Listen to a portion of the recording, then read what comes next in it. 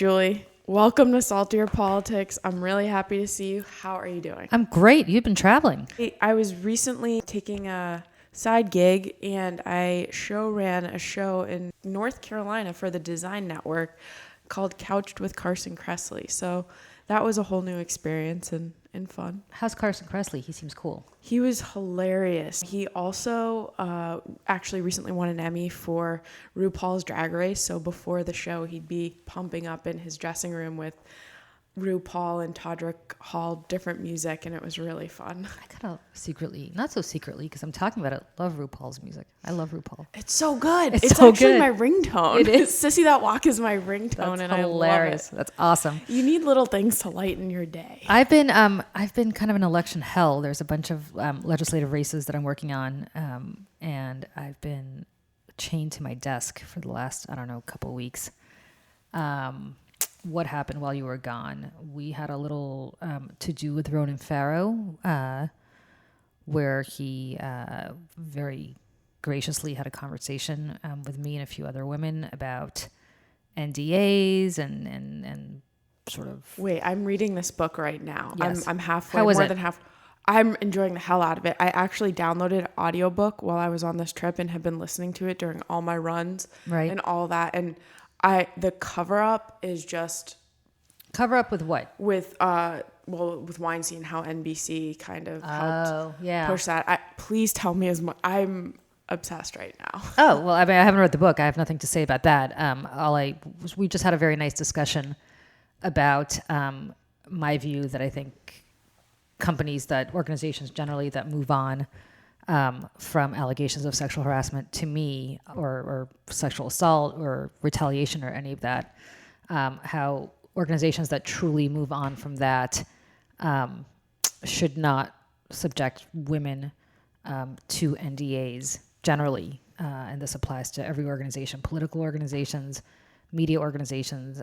I've had to sign several NDAs in the course of my career. And generally, I'm not a fan of NDAs as it relates to bad behavior. I'm a fan of NDAs when it comes to proprietary information. Certainly, if I signed an NDA, let's say hypothetically you work for Donald Trump's presidential campaign, he made everybody sign NDAs. To me, there's a role for NDAs in terms of not disclosing polling information or strategy. But when it comes to bad behavior that you've witnessed in organizations, I think it's very important that people understand that NDAs just muzzle people, typically women. And so we had a nice discussion about that, and he was very understanding about that and was a good guy. So thank you, Ronan Farrow, for hearing me out on that subject, because it's one that's very near and dear to my heart with respect to several things. So that was the big event this week for me. And short of that, I really don't have any travel plans coming up. How about you now that you got back from North Carolina? I am just working my butt off with regular work. Yeah, you and me both. God, it's been super busy. It's like I feel like the summer went away and now it's getting into craziness, and the holidays cannot come soon enough so that we can take a little break as well. Right. It's much like New York weather. There's no in between, let's get right into it phase. Now it'll just get cold. Totally. Freezing. You're absolutely right. All right. Due to popular demand, we're going to be adding a mini clapback-esque segment to the podcast. Julie, let's get right into it. Oh God! All right, so because they're really good. Yeah, some of these are really good. I'm so glad the clapback is back, and thank you to everybody for commenting on the website and telling us that you like the clapback segment, because now, thanks to you, it is back by popular demand. So, Marco Rubio of Florida, your home state senator, Emily, you own him. Oh, stop. Marco Rubio of Emily's home state of Florida. Stop. Let me stress that again. Tweeted something on October 24th at 8:37 a.m. This is Marco Rubio. Two things are true. There's only been one man ever who was always right and deserves blind loyalty, and his name was Jesus. And no matter what a Republican does, the left will never be fair to them. What they want is Republicans who will douse themselves in kerosene and light a match.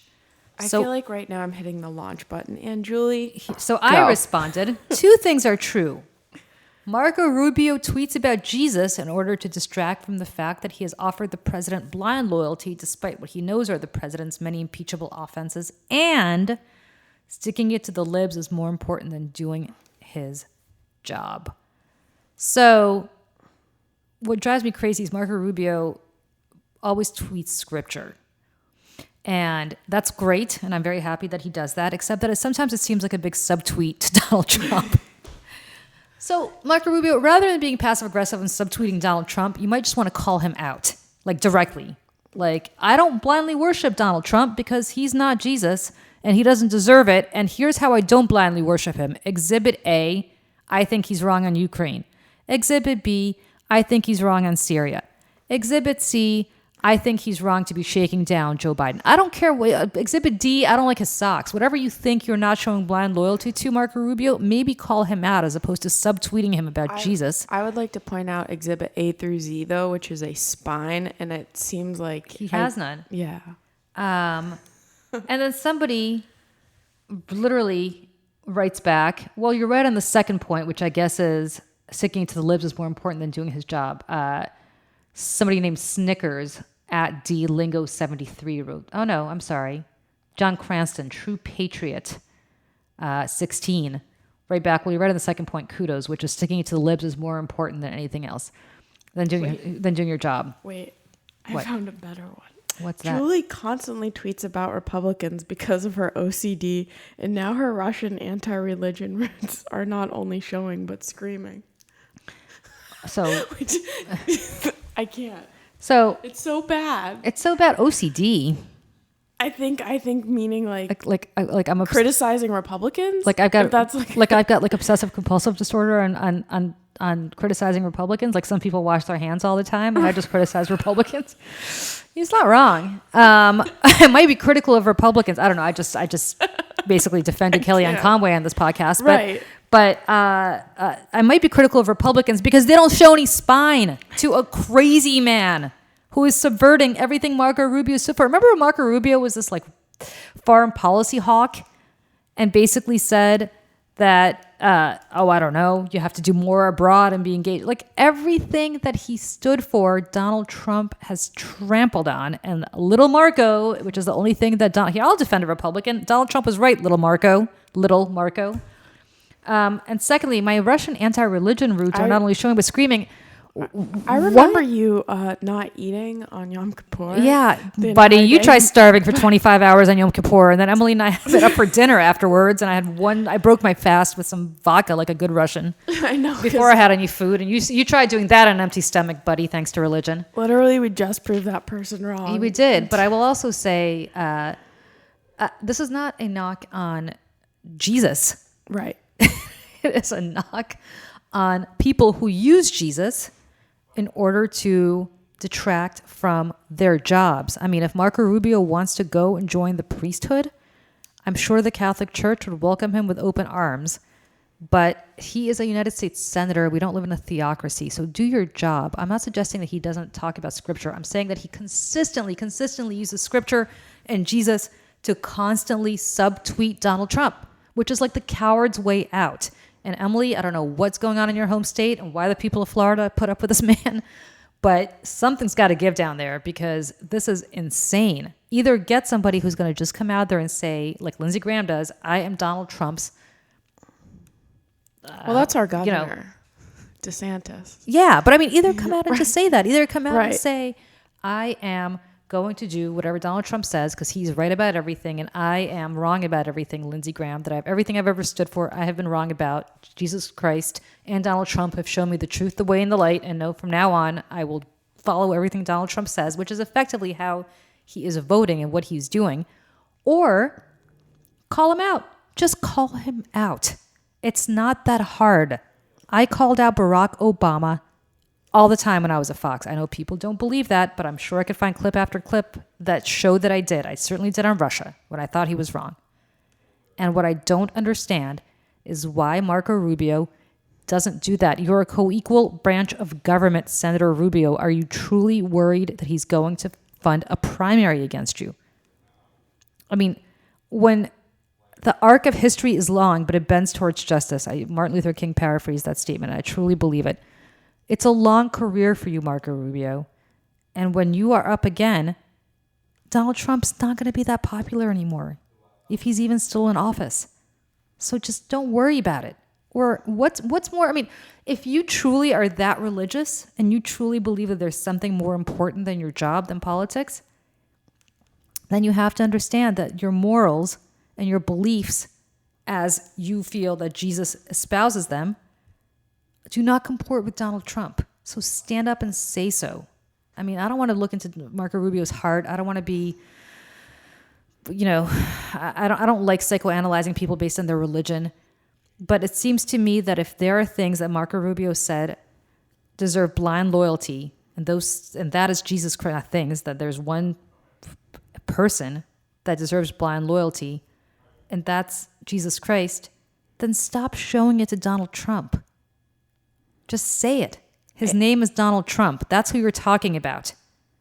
And sticking it to the libs is not more important. By the way, liberals do not want Republicans to douse themselves on fire and kerosene.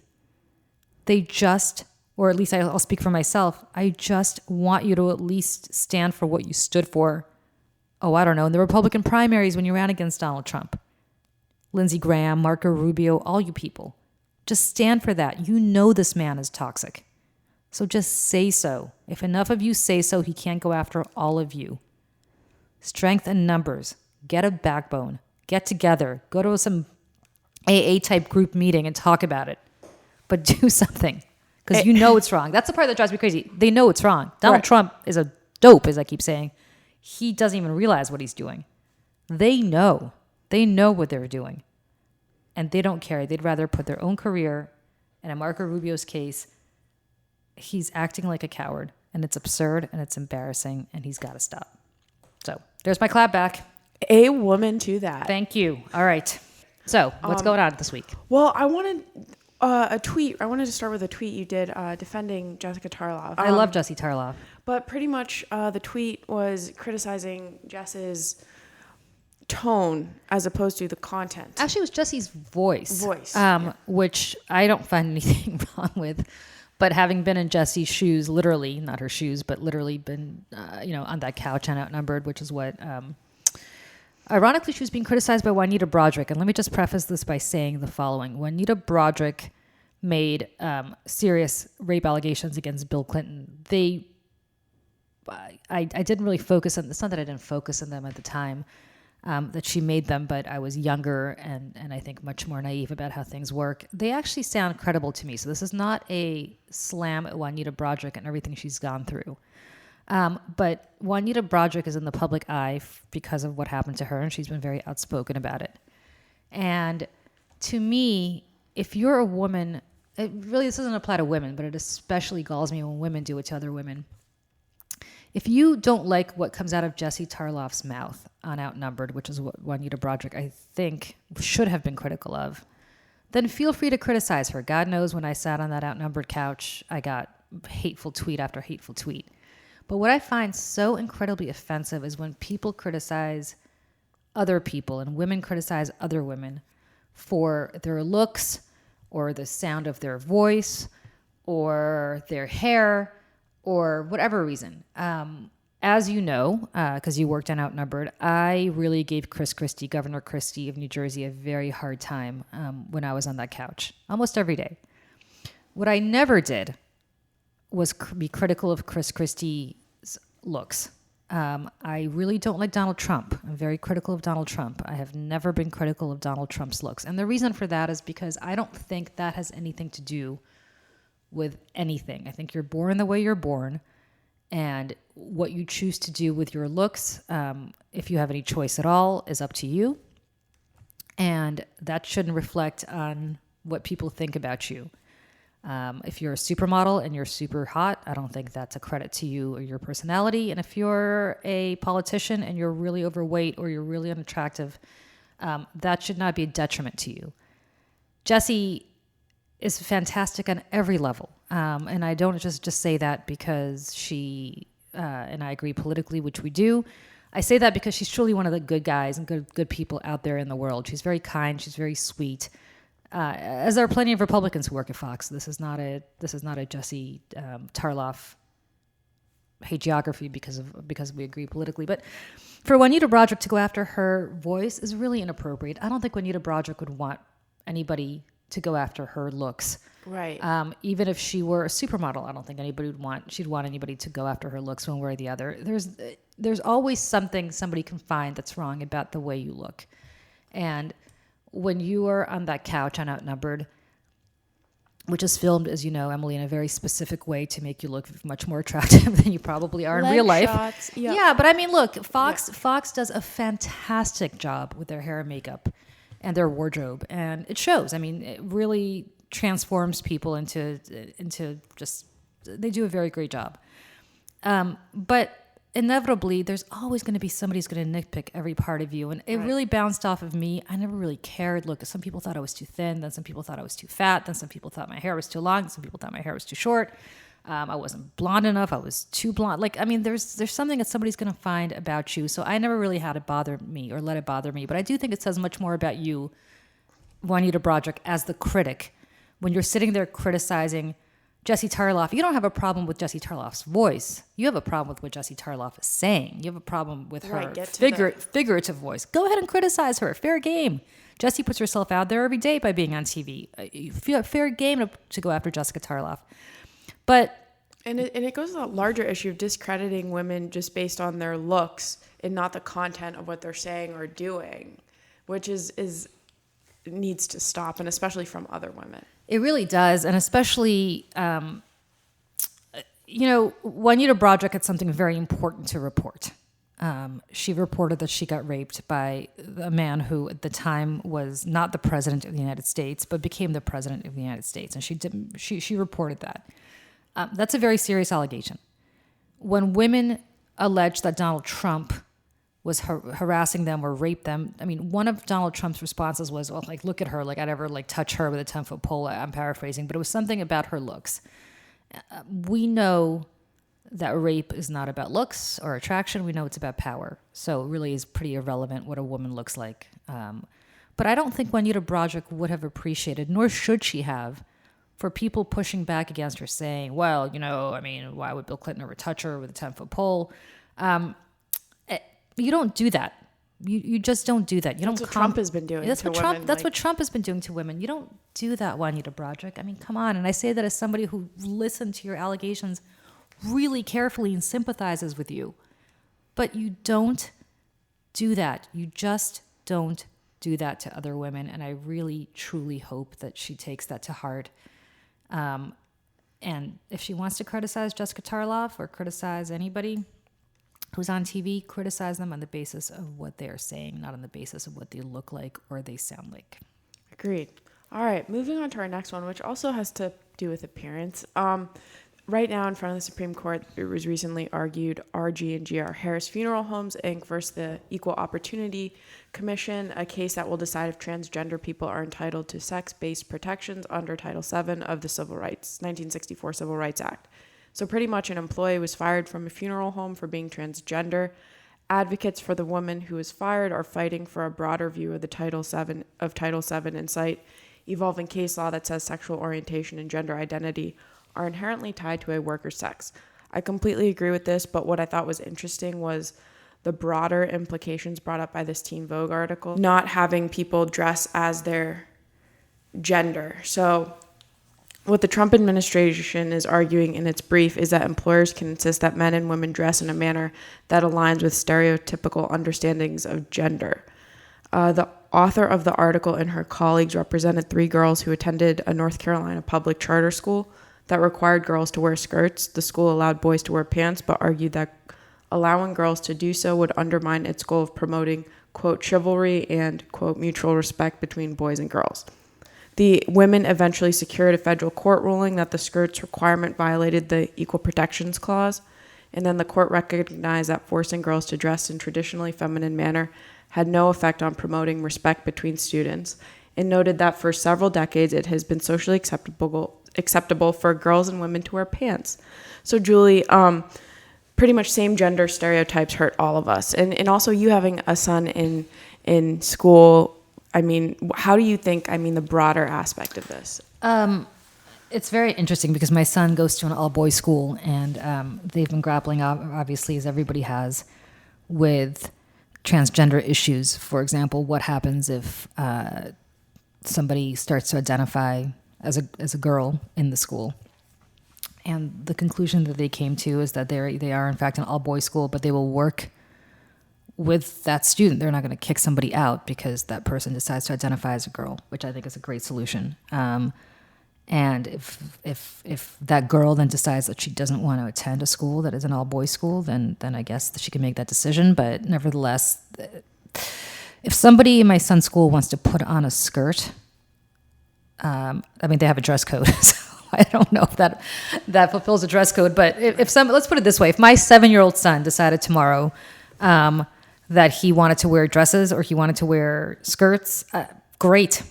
It's a self-expression thing to me, and he could choose to do that for any number of reasons. He can identify as a girl, which my son. I don't think is in the cards for him. But if it were, that's fine. Or he could just choose to do it because he finds that skirts are cool and he wants to wear a skirt. And if he wants to do that, that's totally cool with me too. And I think it's a shame. And I'll give you a better example. Forget my son. We're sitting in my office right now, and Ian, who works with me, who works for me in this capacity. I never say that, but in this capacity, it's relevant. If Ian wanted to show up here wearing a skirt, which would be hilarious because you've seen Ian. But if Ian wanted to show up wearing a skirt, God bless. I don't care. Go wear a skirt. I mean, what do I care what Ian does? Right. As long as he does his job. I don't care what he looks like. I don't care what he dresses like. I don't care what he does. Provided that Ian, by the way, for those people who don't know, is probably 6'4", and I'm not sure what his weight is, but I'm not sure that they have skirts that would cover up that are Ian sized.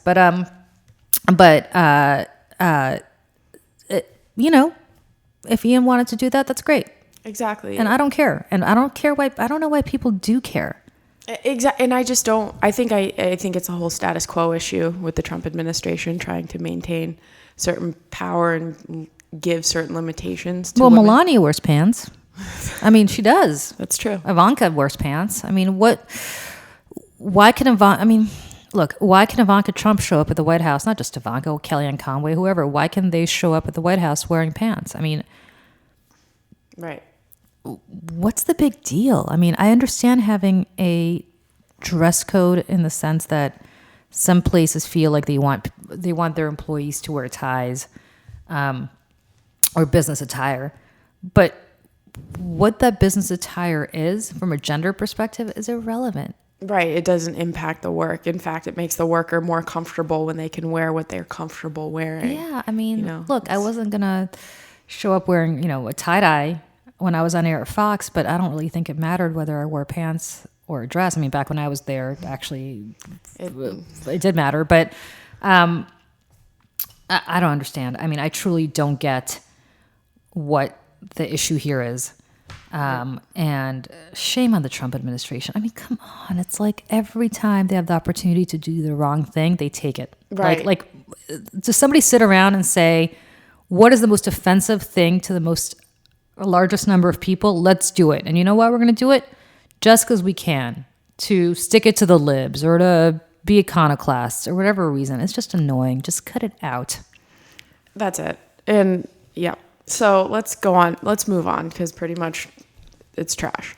So next subject is, which Julie, I know you're going to go crazy on, which I'm very excited to hear about. So right now the Dems are discussing articles of impeachment against Trump while the GOP is ignoring evidence of quid pro quo with Ukraine and are attacking the Democrats' investigation into the matter, especially Senator Graham. He's angry because he thinks the Dems are hurting the country based on how they're going about the investigation.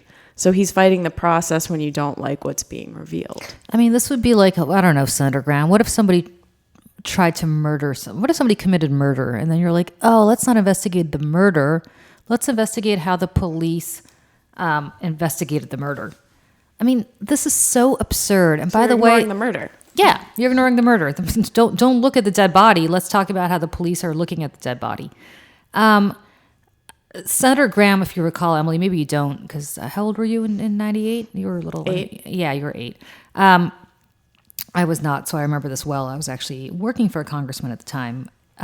Senator Graham, when he was in the House, when he was Congressman Graham, was one of the leaders, one of the House prosecutors in the Clinton trial So the House, impeached Bill Clinton, and then he was acquitted in the Senate trial. But the prosecution was prosecuted in the Senate by members of the House. And one of the lead prosecutors was then Congressman Lindsey Graham. Lindsey Graham thought it was A-OK to remove a president from office for lying about a consensual sexual affair under oath. Lindsey Graham does not think it's A-OK to even question why the president of the United States is essentially allowing more people to die in Ukraine, contrary to Congress's wishes, including Senator Graham's, in order to get dirt on behalf of his campaign. And what is so striking to me is that this is Lindsey Graham. Remember, Lindsey Graham was the one screaming about the Ukrainians need aid. We got to stand up to Putin. We've got to stand up for the Kurds. We've got to stand, like Lindsey Graham was the king, along with John McCain at the time, of Barack Obama's not doing enough to help the Ukrainians, and we got to help the Ukrainians and the Russians. And by the way, he was right. I think Obama did not do enough to help Ukraine at the time. Did not send arms to them as he should have. But what is interesting to me is he no longer cares about that. There are people, 13,000 Ukrainians have died since Russians essentially, appropriated a great chunk of their land in Crimea and effectively have made eastern Ukraine part of the war zone. And let's be very clear, and Lindsey Graham knows this because he's not a dummy. If Russia is successful in Ukraine, this will be the first land grab in Europe since World War II. And they're not going to stop. Vladimir Putin has said the biggest geopolitical tragedy of the 20th century, not the Holocaust, not World War II, it was the dissolution of the Soviet Union, which is a striking thing to say. So there were 15 Soviet republics. Russia was one, the largest. Ukraine was another one, and there are 13 more after that. Why would he stop at just Ukraine? Why not move on to Belarus next? Why not move on to the Baltics? Why not move on to the other former Soviet republics and reconstitute the Soviet Union? And in fact, what you will have, if Vladimir Putin's allowed to have his way, is not just a new Cold War, but why even stop there? Look what the Soviets tried to do in Eastern Europe. Look what they did in Poland. Look what they did in then Czechoslovakia. I mean, I can go on. We've seen this movie before.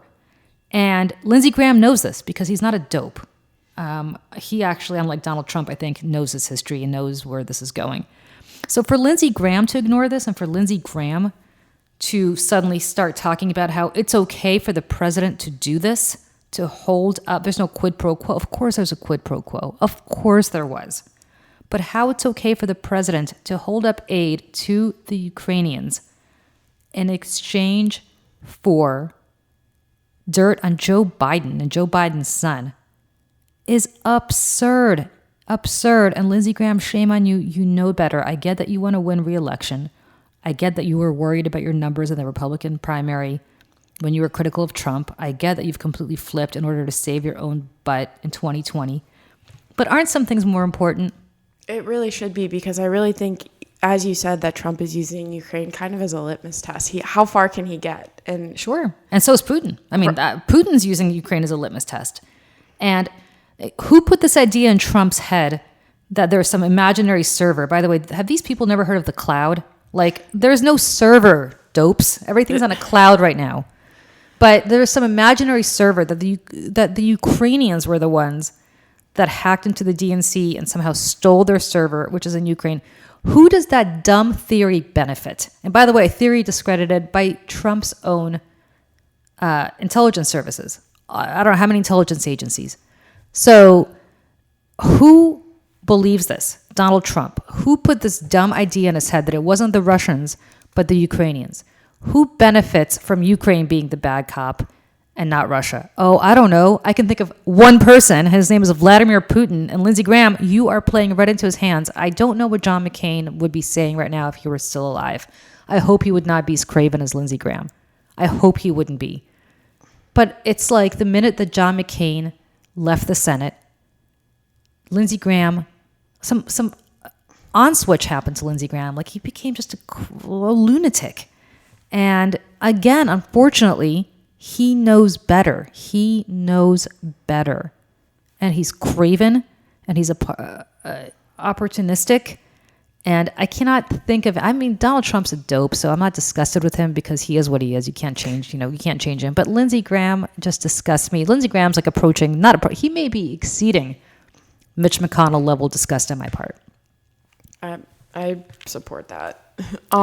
So what are you salty about? As if that didn't get you salty enough. I am salty. I'm going to actually defend Kellyanne Conway. Here's what I'm salty about. Okay. Kellyanne Conway, let me preface by saying I've known her a very, very, very long time. And the Kellyanne Conway that I have seen operating in the White House the last couple of years and also on the campaign, I don't personally recognize, but okay. Let me put that aside. I don't approve of her methods. I don't approve of her threatening journalists. I don't approve of her lying on TV. I don't approve of her telling a journalist that interviewed her from the Washington Examiner that she was going to go after her and explore her personal life. Don't approve of any of that. But I understand where Kellyanne Conway's frustration is, and this is based on a Washington Examiner transcript that came out in the last few days about Kellyanne Conway having a conversation with the Washington Examiner and castigating this reporter for saying, in the context of Kellyanne Conway running for, potentially being in the running for being the next chief of staff of the White House, that her husband, George Conway's tweets were problematic is not the word, but basically saying, she has to contend with the fact that her husband's a never Trumper and says negative things about her, saying negative things about her boss, Donald Trump.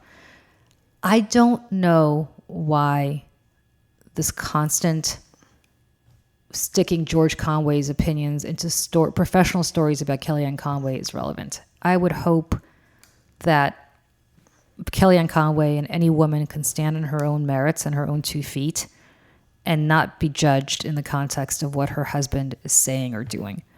In the same way that George Conway, with whom I happen to agree, should not be judged in the context of being Mr. Kellyanne Conway. He's an incredibly accomplished man and a lawyer in his own right. And what I don't like is this notion that we have to worry about what George Conway is saying as it relates to Kellyanne Conway's career. There are many, many, many reasons why she would be an awful chief of staff. But her husband's tweets are not one of them. And what her husband is doing is not one of them. And this whole constant psychoanalysis of the Conway marriage is fine if you're reading People magazine, which I don't think devotes time to it, or celebrity gossip, but it shouldn't affect your professional, it shouldn't reflect on you professionally. And let her be judged on how she has done her job as a professional woman, an accomplished woman, and not be judged by the fact that her husband is undermining her boss on Twitter every day, because that's her husband. Let him do it. He has a First Amendment right to do it. She has a First Amendment right to say what she wants to say. I really hope that's not held against her. And I really hope that she's not held against her husband. But, their marriage should be left up to them. And I really wish women especially, would stop being judged in the context of their husbands. That's what I'm salty about. All right. Well, this week, I love that Education Secretary Betsy DeVos was held in contempt of court recently for violating a previous order to stop collecting on loans from students who attended the now defunct Corinthian College. The judge in the case found that DeVos showed, quote, minimal effort to stop collecting on the loans, and it impacted roughly 16,000 people who were affected by the department's continued collections. What I'm salty about is that it goes to how out of touch DeVos is and how she has no empathy for how crippling the debt is to so many students. Betsy DeVos got into this for one reason and one reason only: to turn for-profit schools into for-profit schools and to decimate public school systems. I mean, she, in any other administration, she'd be the worst cabinet member, but, right. I mean, in the land of the blind, the one-eyed man is king, and she may be the one-eyed man because there's so many, so many bad cabinet secretaries. I just can't wait for this administration to be done. I know. I'm so tired. Aren't you tired? I'm tired. And it's like, again, though, it's just so many of my friends, like, they can't do jobs that they truly love because they need to be in a job to get out of debt. And I'm almost 30 and have been out of school for a while now. And it really makes me mad. Well, and that's college. Think about people who then incur law school debt. Exactly. I mean, I think about what it will take for my son to go. We've talked about this before, but he's 7. What it will take for my son in 11 years to start college. I'm budgeting. I mean, this is absurd. I mean, think about this number. I am budgeting $100,000 a year for him to go to college to have no debt when he gets out. That's crazy. That's crazy. Who's got that kind of money? I mean, like, who's got that kind of money? Right. And it's just absurd to think about, and just that the long-term effects that these strategies that they're doing give to students and to kids who grow up to be adults. And it's makes me really, really salty. And as you know, there's only one type of loan that cannot be discharged in a bankruptcy, and that's student debt. I don't know if you know that. I didn't. So that's the worst part, is that even if you declare bankruptcy, that cannot be discharged. Well, and the salt pile gets higher. Yeah. So I don't know what people do. I mean, honestly, I was very lucky. I had a almost full ride to college, but then in grad school, I had a little bit of debt, but I discharged it pretty quickly. Like I got rid of it pretty quickly. But that was a long time ago when college was like $25,000 a year, and I didn't have to pay it anyway because I had loans and not loans, I had scholarships and whatever else. But I don't know. I have no idea how people, Emily, can afford to send their kids to college now. And I keep going back to this. I did a poll, I don't know, I want to say 4 or 5 years ago, that showed that this is of middle class, self-reported middle class voters, right? So these are not people who are poor. They report themselves as being in the middle class. This is the first time I saw a poll a few years ago where they no longer think that a college education is attainable for the middle class. That's really... It was possibly the most depressing data point I think I have ever seen. That's really scary because, again, the way out of poverty is education. I mean, I don't care what you think, and I know a lot of people are going to listen to this and say, well, you need to go to college, and college is a ripoff, and it's a liberal brainwashing, Statistically speaking, again, empirical data, not my feelings. Statistically speaking, the ticket out of poverty is a college education. Education is the most important thing you can have to make money and to be able to afford to have a lifestyle. Not to buy planes and yachts, but truly to just have a normal middle class lifestyle. And that's no longer attainable, according to this focus group and these polls that I saw, that they no longer believe that that's attainable. And it's stuck with me. I think this poll is about 5 years old now, and of all the polling that I've done since then, and I look at polls virtually on a daily basis, that data point has stuck with me to this day. I think it's just so depressing. So Betsy DeVos, congratulations for making the situation that much harder. And that's why voting this year will be so important. 2020. That's true. 2020. Although if you live in certain states, New Jersey, Kentucky, I believe Virginia, go vote. There's an election November 5th. Just vote. I don't care who you vote for. Just turn out to vote. And that's actually something I'm going to be focused on a lot next year. I am going to do everything I can to mobilize as many people as possible to register and to vote. Because the more people vote, the better off they are. Truth. All right. Have a great weekend, everybody.